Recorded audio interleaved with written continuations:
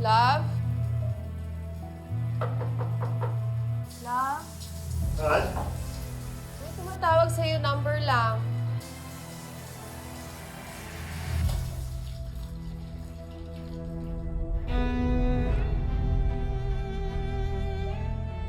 Number lang?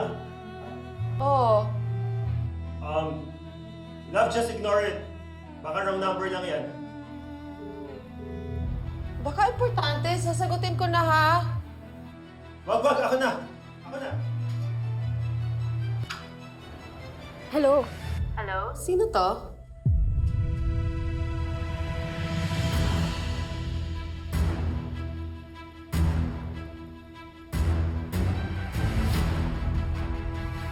Hello?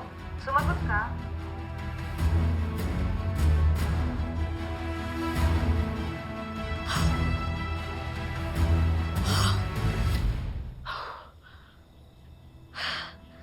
Damn it!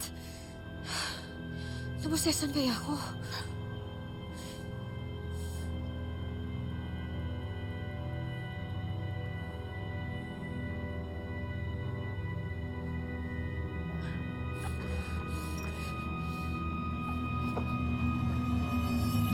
Love. Sino daw yung tumawag? Hindi sinabi. Binaba agad.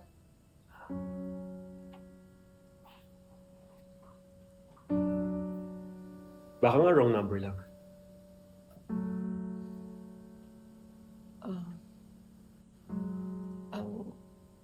Pero babae yung tumawag. Parang familiar yung boses. Hindi ko lang ma-place sa isip ko kung sino. Baka nagkamali lang ng dial. Tignan mo, hindi na tumawag ulit, di ba?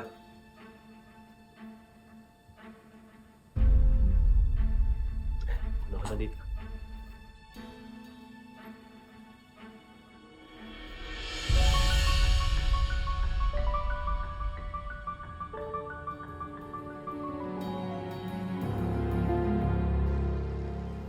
Do you realize how close that was last night? Tinawagan mo ko sa cellphone habang nasa bahay ako. Habang kasama ko ang asawa ko. I said, I'm sorry. Yun na lang hindi niya na-identify ang boses mo. Dahil kung nagsalita ka pa, sigurado tapos tayong dalawa. Kaya nga binaba ko na agad, di ba? Saka, alam mo namang may ginagawa kang kasalanan. Hahayaan mo pa yung asawa mong hawakan yung cellphone mo. At ako pa talaga ang sisisihin mo. Oh, Hindi mo ko kailangan tawagan ganun kasimple. at bakit hindi? Ano, gano'n-gano'n na lang yun? Kaya, hindi tayo pwedeng maging careless. Kailangan mas mag-ingat tayo. Fine. Pero hindi mo ko pwedeng deadman. Oh, ba't ka nandito? Gusto mo ng round 2? Bakit? Nabigla ka naman. Susunduin ko lang yung asawa ko. I'll just get my things. Paolo, mamaya na lang natin ituloy ang discussion natin about the project, okay?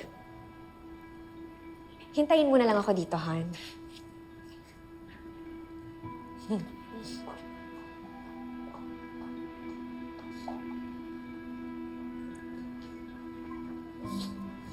Sir, tapos na daw po yung meeting ni Mr. Lizuriaga. Magpapaalam na daw po siya sa inyo.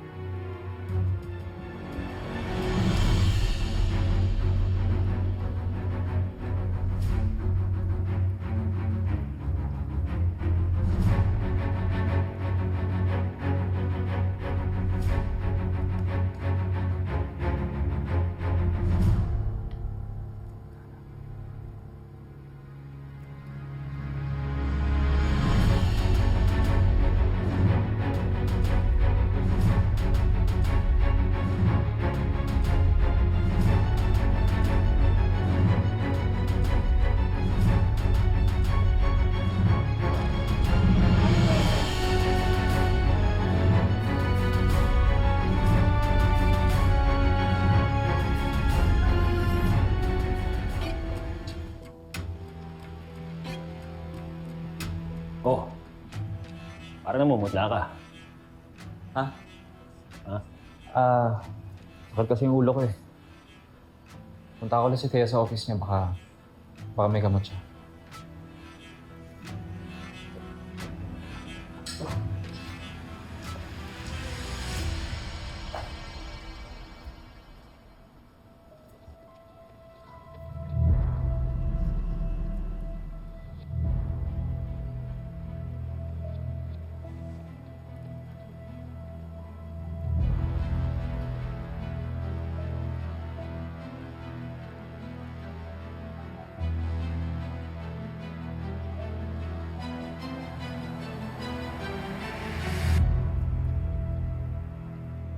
O ito, sabi ng ate ko, yan daw yung mga prutas para sa may mga leukemia. So, tanongin mo na lang yung doktor ni Jasmine kung pwede yun. Salamat. Marge, gusto mo ikaw na lang yung kumain ng prutas? Para magka-energy ka, ang tamlay mo kasi. May problema ba? May nangyari kasi kagabi. Unsay nahitabo? May tumawag kasi sa phone ni Paolo. Boses babae. Nagpakilala? Hindi eh. Binaba agad. Parang nagulat siya na ako yung sumagot. Kaso, Hana, pamilyar yung boses. Familiar how? Basta pamilyar. Parang narinig ko na yung boses niya, pero hindi ko lang maalala kung saan. Marge, huwag ka magagalit ha. Pero, hindi kaya parang bumabalik na yung bisyo ni Paolo? Anong bisyo? Baka nang bababae na naman yung asawa mo.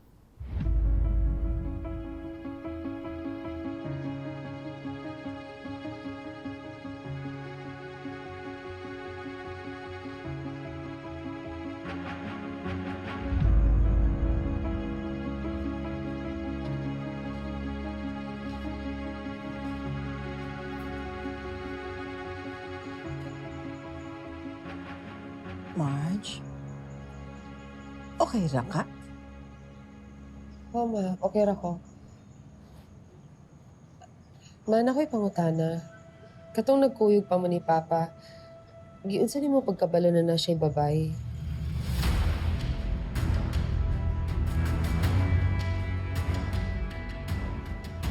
Bakit mo naman naitanong, Marge? Gusto ko lang malaman kung anong mga signs kapag nagluloko yung lalaki.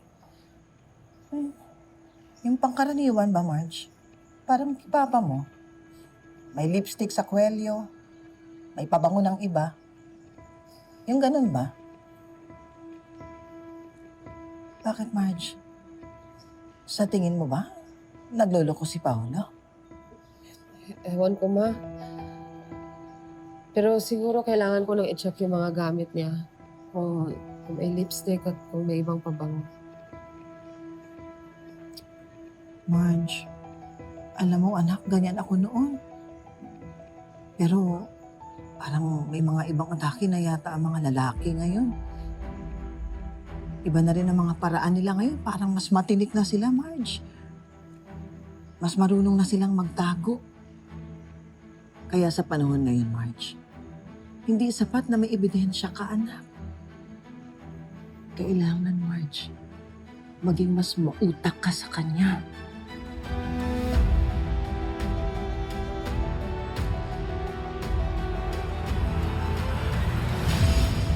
Oh my God, umabot ka na sa point na tinurn on mo yung share location ng social media niya. Sinubukan ko lang naman one time. At ito, nasa office lang naman siya. Baka mali talaga ang yung hinala ko. Sana nga. Wala na sa opisina si Paolo. Pauwi na? Nasa Olimpo Hotel siya. Anong ginagawa ni Paolo sa hotel? Hello, Hello, love? Nasa office ka? nandito lang sa office. Tatapusin ko lang to, tapos tatawagan kita ulit, ha? Okay, bye-bye. Nagsinungaling sa akin si Paolo. Sabi niya sa akin nasa office lang siya. Walang ibang nakakaalam tungkol sa sakit ko. Nobody was supposed to see that. I have alopecia. Nawala na ng amor asawa ko sa akin. Eh, hindi ako pwedeng mabuko. Marge? Marge! Paolo?